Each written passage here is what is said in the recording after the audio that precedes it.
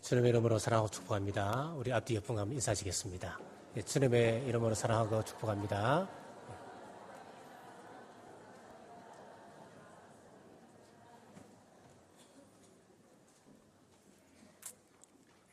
오늘은 어버이 주일입니다. 야곱의 효도라고 하는 제목으로 말씀을 선포하겠습니다. 먼저 말씀을 시작하기 전에 재미난 이야기부터 시작하려고 합니다. 한 어머니가 세 아들을 낳아 훌륭하게 잘 키웠습니다. 그런데 세월이 흘러 어느덧 어머님은 앞이 보이지 않을 정도로 늙게 되었습니다. 세 아들이 한 자리에 모여서 누가 가장 효자인지 우리 한번 내기해보자. 이렇게 제안을 하고 이제 큰 아들은 방이 15개 달린 큰 저택을 어머니께 선물을 드렸습니다. 그리고 둘째 아들은 고급 승용차에 운전수까지 딸려서 선물로 보냈습니다. 그리고 세 번째 아들은 15년 동안 잘 훈련시켜서 성경을 줄줄줄 외우는 앵무새를 선물로 보냈습니다. 이 앵무새가 얼마나 성경을 잘 외우냐 하면은 시편 1편 그러면은 복 있는 사람은 악인의 꾀를 줄줄줄 나오는 거예요. 참 귀한 새입니다. 이제 5월 8일 어버이날이 되었습니다. 이제 세 아들이 한 군데 모여서 한 자리에 모여서 어머니의 이제 판결을 기다립니다. 큰 아들에게 이렇게 이야기합니다. 큰아들아, 네가 준 그 큰 집 참 고맙구나. 하지만 내가 받을 수 없겠구나. 내가 이미 늙어서 그 큰 집이 내게 무슨 소용이 있겠니? 나는 방 한 칸이면 족하단다. 둘째 아들에게도 이야기했습니다. 내가 눈이 어두워 보지 못하는데 고급 승용차를 타고 내가 다닌들 무엇을 구경할 수 있겠니? 그것도 내가 받지 못하겠구나. 세 번째 아들에게 이렇게 이야기했습니다. 막내야, 나는 네가 보내준 선물이 제일 좋았단다. 네가 보내준 닭 참 맛있게 먹었다. 그렇게 이야기하는 거예요. 이 어르신이 이제 눈이 어두워서 그 앵무새를 닭으로 알고 이렇게 잡아 드셨던 겁니다. 여러분, 효도하는 일은 결코 쉬운 일이 아닙니다. 내가 하고 싶어도 그것을 받아주는 부모님이 받아들이지 못할 때는 효도가 안 된다는 겁니다. 그러므로 기회가 있을 때에 효도를 다 하시는 여러분 되시길 주의 이름으로 축원합니다.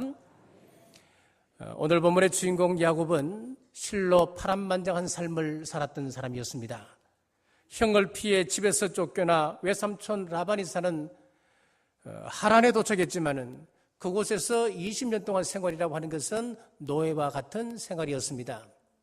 우여곡절 끝에 그 집에서 벗어나 이제 고향으로 올라가는 길에 세겜에서 딸이 어려움을 당합니다.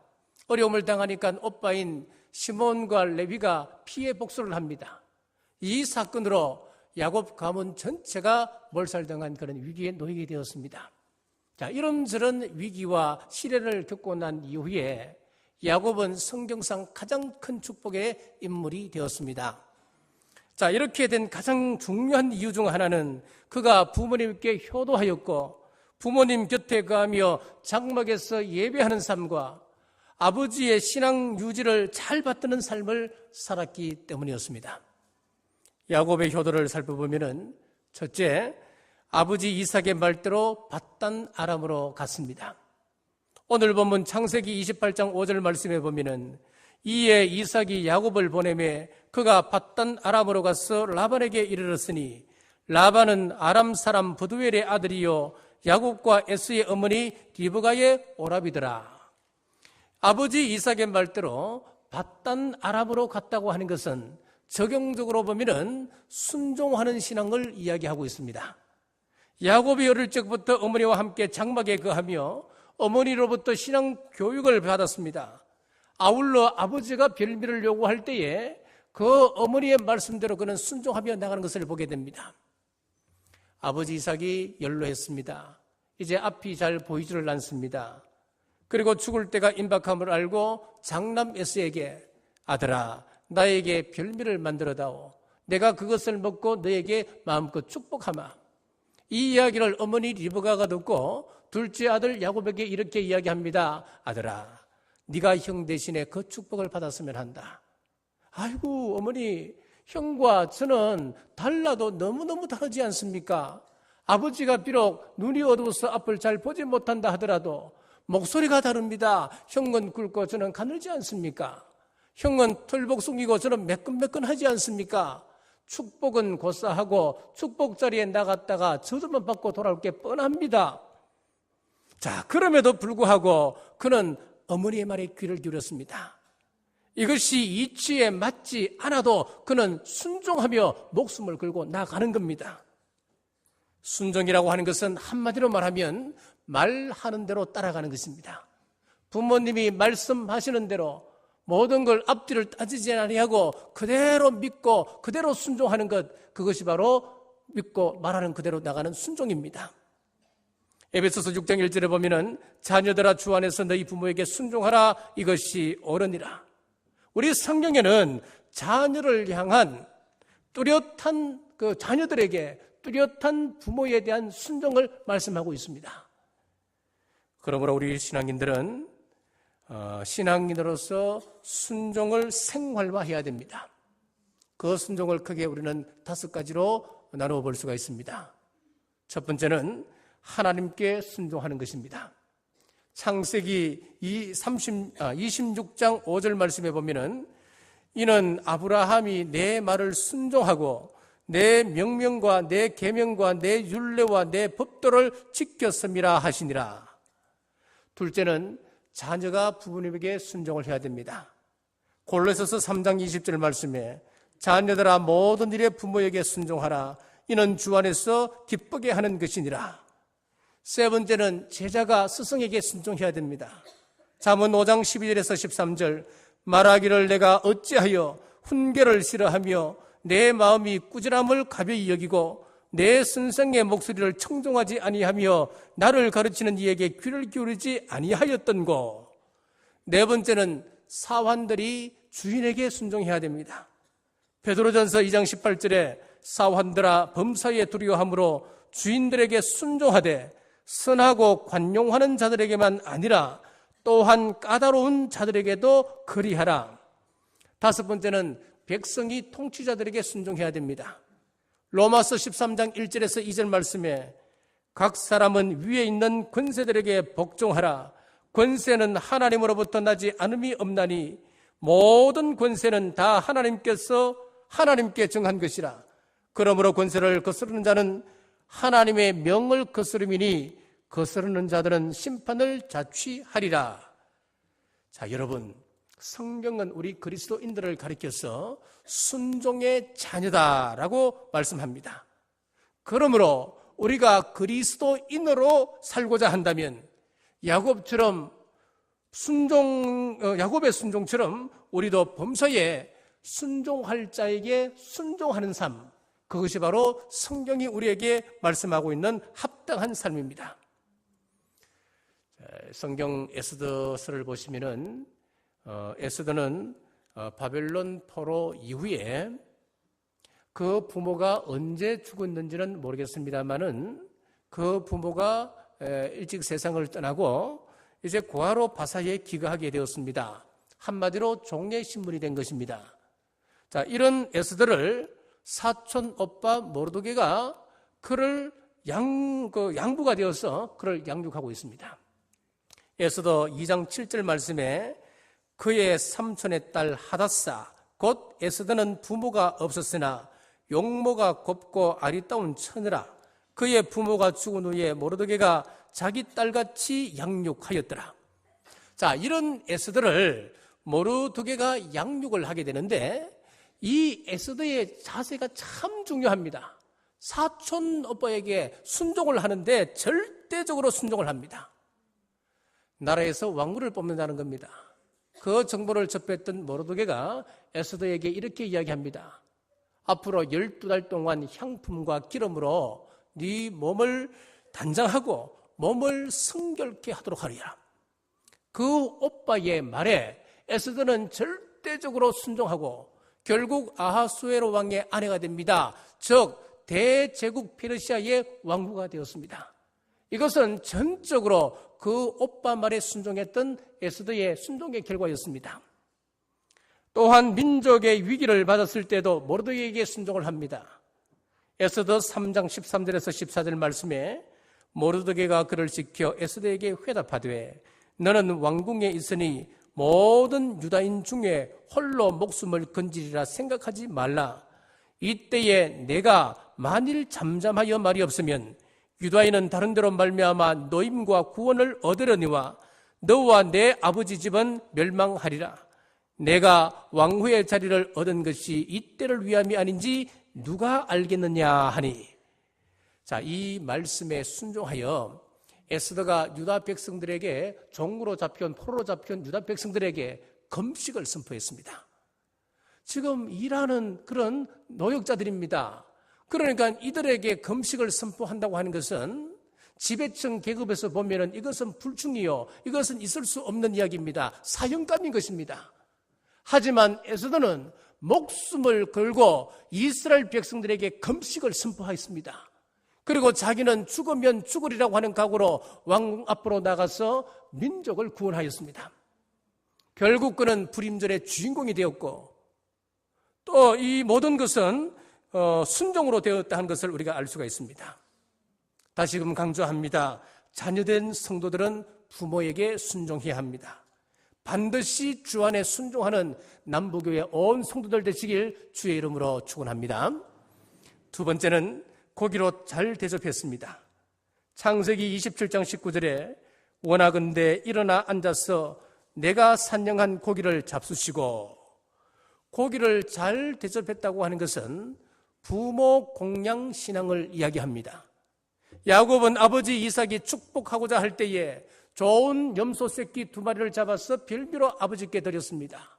포도주를 아버지께 바쳤습니다. 여러분, 자녀된 자들은 부모에게 여러 면에서 복양해야 됩니다. 첫째는 마음으로 부모께 복양해야 됩니다. 마음으로 부모를 받들고 존중히 여겨야 됩니다. 결코 마음에 부모를 향하여 원망하거나 불평하거나 귀찮다는 생각을 해서는 안 됩니다. 두 번째는 우리의 입으로 부모님을 복양해야 됩니다. 부모님을 향한 그릇된 은사, 예의에 벗어난 은사를 하지 말고 그분들을 존중하고 사랑함을 우리의 입술로 표현해 드려야 됩니다. 그리고 세 번째로는 물질로 또 복양해 드려야 됩니다. 물질이 있는 곳에 마음이 있다고 그랬지 않습니까? 돌아가신 다음에 제사상 차려드리는 그런 효도가 아닌 살아계실 때 우리가 효도를 다 하셔야 됩니다. 부모님은 당신께서 먹을 것, 입을 것, 마실 것 포기하고 우리 자녀들을 키워주셨습니다. 자녀가 성장하여서 부모가 연로하고 이제 경제적인 활동을 할 수 없을 때는 그 육체적인 필요를 채워드려야 됩니다.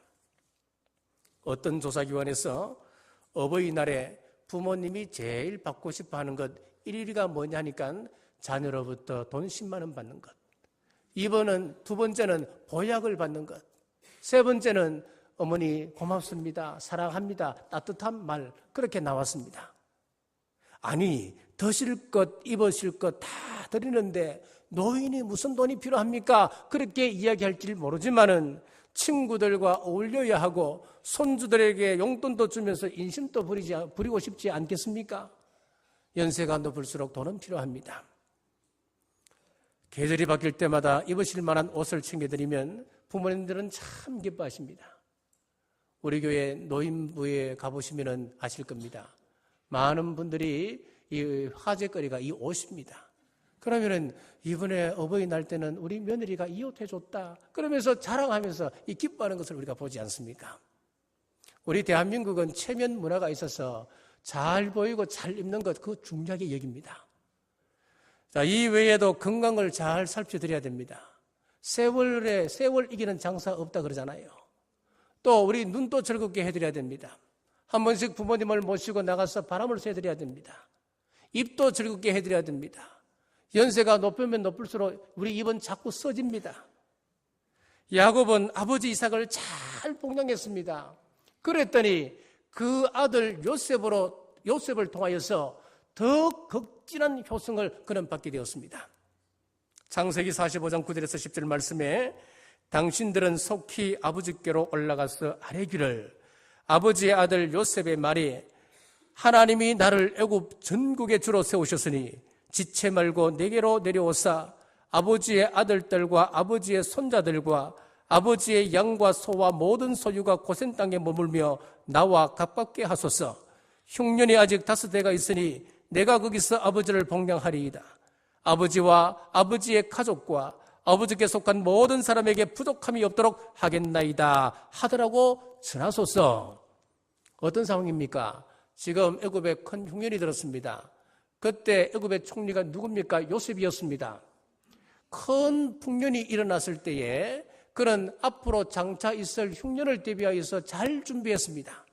지금 흉년이 왔습니다.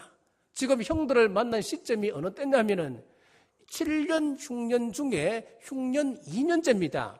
그러니까 앞으로 5년 동안은 파종할 수도 없고 추송할 수도 없는 그런 대흉년이 되는 겁니다.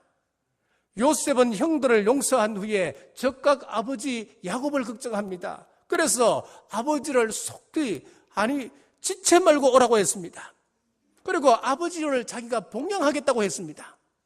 뿐만 아니었습니다. 아버지께 속한 가족들, 아버지께 속한 모든 사람에게 부족함 없도록 제가 해드릴 테니까 이 애굽으로 속히 내려오라는 겁니다. 자, 이 말씀 속에는 아버지를 향한 걱정과 애정과 사랑이 담겨져 있습니다. 사랑하는 여러분, 야곱이 잘 되고 요셉이 잘 된 것은 바로 부모님께 효도하는 그 모습이 반드시 포함되어져 있습니다. 여러분, 성경은 누누이 효자가 잘 된다고 성경은 가르치고 있습니다. 성경에 나오는 위대한 인물들은 전부 다 보면 효자들이었습니다. 셋이라고 하는 인물이 나옵니다.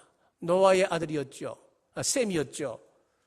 이 셈은 술 취한 아버지의 하체를 보지 않기 위하여서 뒤로 돌아서 그 수치를 가려주는 효를 행함으로 그 자자손손이 하나님의 복을 누리게 되었습니다. 이삭은 아버지 뜻에 자기 목숨까지도 맡기는 큰 효도를 행함으로 그는 가는 곳곳마다 하나님의 복을 받았습니다.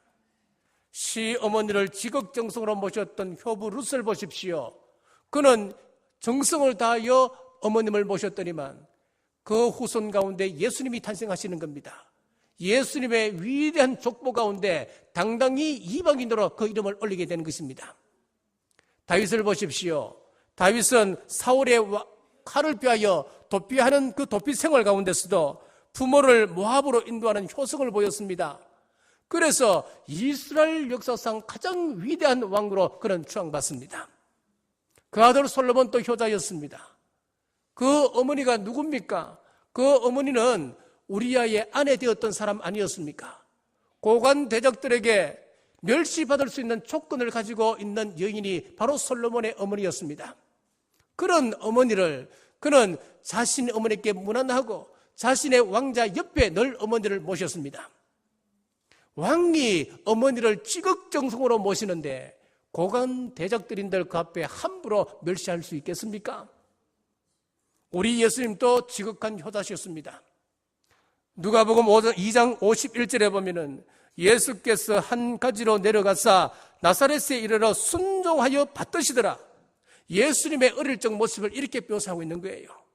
예수님께서는 고향 아버지 목소 일을 하시는 아버지 밑에서 그 아버지 일을 도우며 효도를 다하셨다는 겁니다.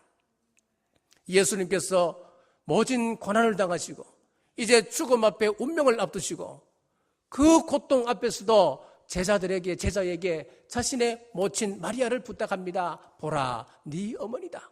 어머니를 부탁했습니다. 자, 이렇게 성경의 인물들은 효도와 무관한 자가 없습니다. 사랑하는 성도 여러분, 부모 공경 이면에 담겨 있는 하나님의 약속, 하나님의 축복을 확신하시고 열심을 다해 부모를 공양하고 효도를 다하는 여러분 되시길 주의 이름으로 축복합니다.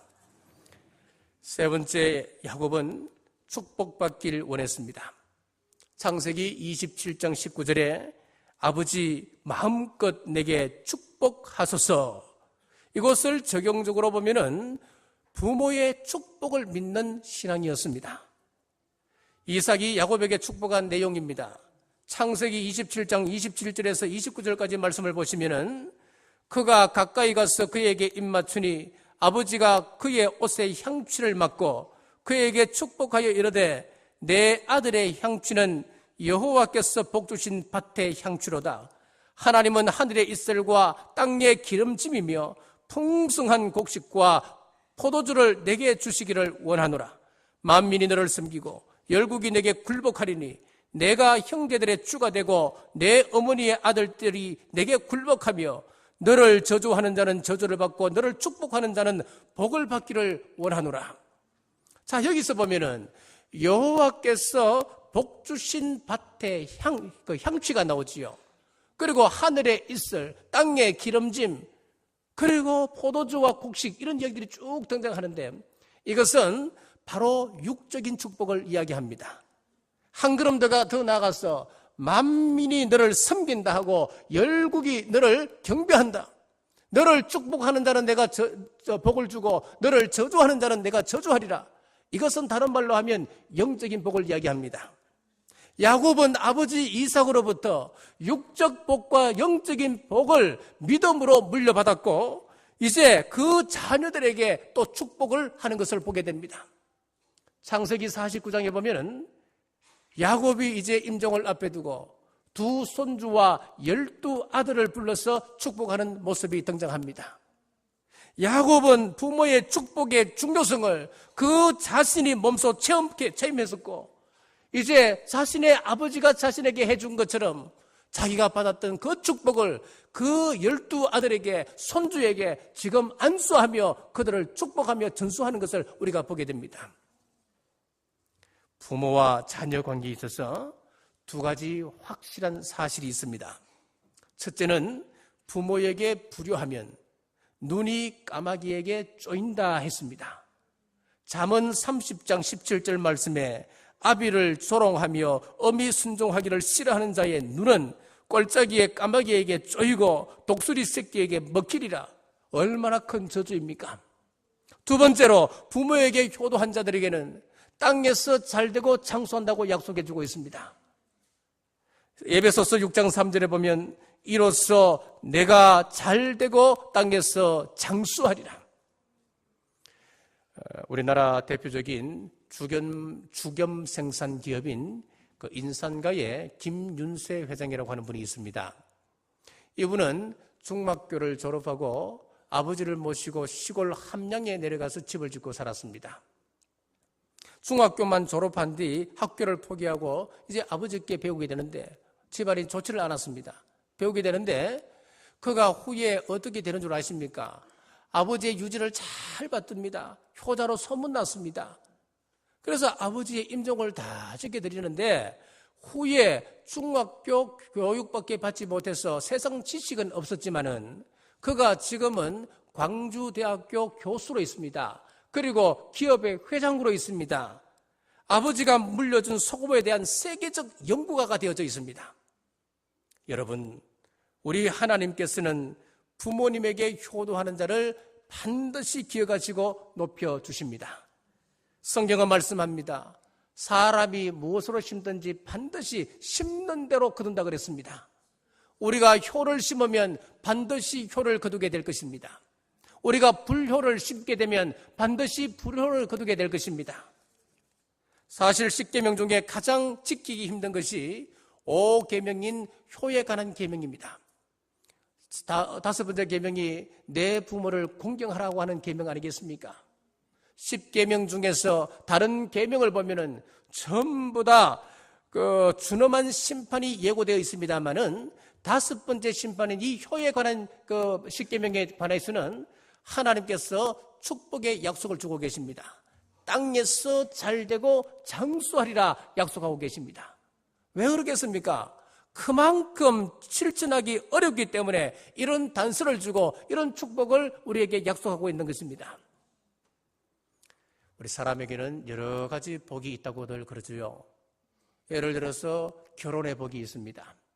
좋은 혼처를 찾아서 결혼하기 위해서 100번 이상 선을 받습니다.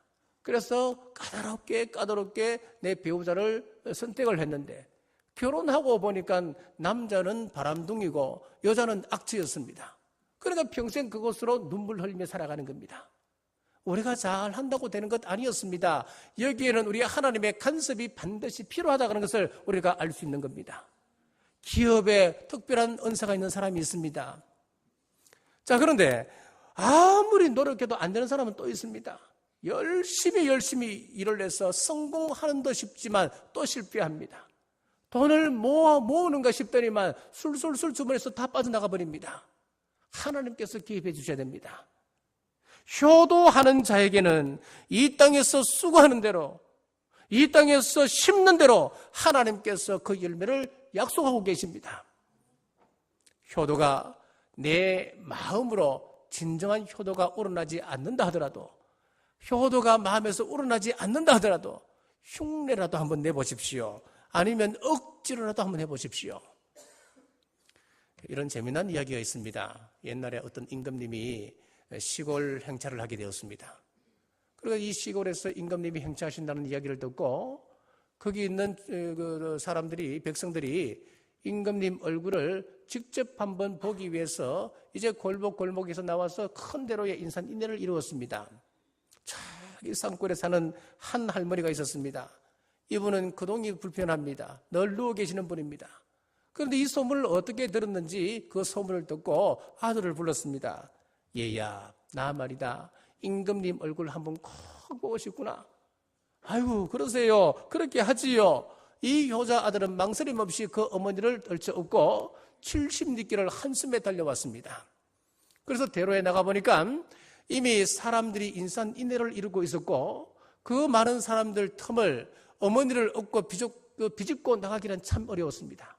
그래서 저 뒤쪽에서 어쩔 수 없이 어머니가 멀리서나마 임금님 얼굴을 볼 수 있게 해드리려고 마치 아기를 업듯이 받쳐 어머니를 업고는 이리 뛰고 저리 뛰고 땀을 뻘뻘 흘리고 있습니다. 마침 그 모습을 지나가던 임금님이 보게 되었습니다. 여봐라, 저 뒤에 노인을 업고 있는 저 젊은이를 데리고 와라.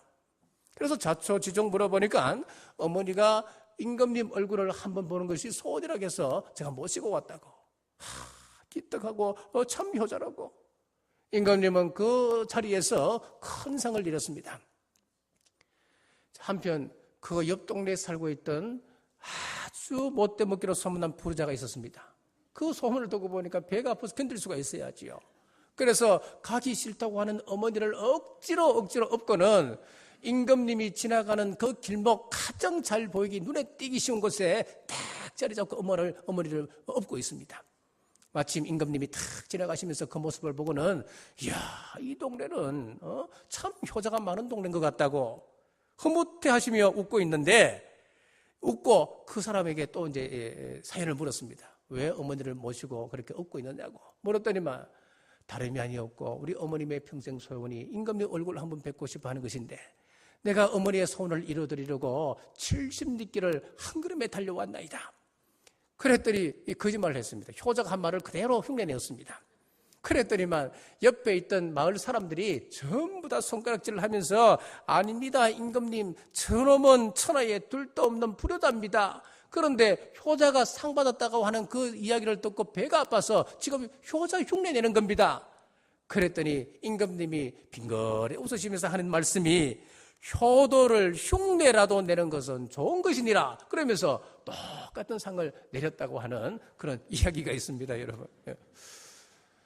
여러분, 효도하면은 하나님께서 반드시 복 주심을 믿으시기 바랍니다. 이것은 하나님의 약속입니다. 이것은 성경에 기록된 법칙입니다. 자녀가 복받기를 원하십니까? 그러면 내가 효도하는 모습을 보이십시오. 부모님 잘못했다고 하는 소리는 자녀들 듣는 데서는 하시면 안 됩니다. 그것은 독을 먹이는 것과 똑같습니다. 그 소리 듣고 자라난 자녀가 어떻게 나에게 효도를 하겠습니까? 부모님에게 효도하지 아니하고 자식이 잘 되고 내가 잘 된다고 하는 것을 기대하는 것은 그것은 모순입니다. 조기철 목사님의 옥중일기 중 노모를 생각하며 울며 쓴 일기 한 부분을 소개하겠습니다. 내 어머님 나를 낳아 애지중지 키우고 가르치신 은혜 태산같이 높습니다. 어머님을 복양하지 못하고 잡혀다니는 불효자의 신세, 어머님 생각이 더욱 간절합니다. 내 어머님 금지옥엽으로 길러주신 이 몸이 남의 발길에 채이고 매맞아 상할 때 내 어머님 가슴이 얼마나 아프실까?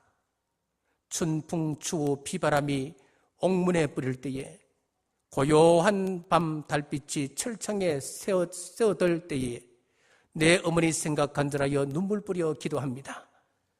어머님 복양한다고 하나님의 계명을 범할 수는 더욱 없었습니다.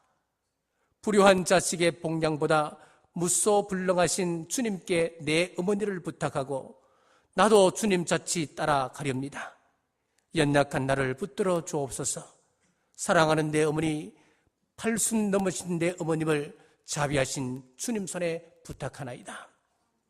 가정과 효가 무너져 가고 있는 이 세태에 주기철 목사님의 그런 우리 가슴에 잔잔한 감동을 전해줍니다.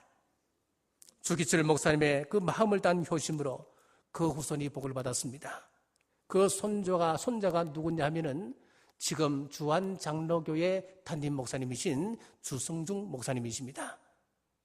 어버이 주일을 맞이하여서 야곱처럼 부모에게 순종하고 복양하며 부모의 축복을 믿고 강구하는 삶을 살아서 약속하신 땅에서 잘되고 장수하는 복을 누리시고 내일의 축복을 예비하는 우리 남부교회 온 성도들 되시길 주님의 이름으로 축복합니다.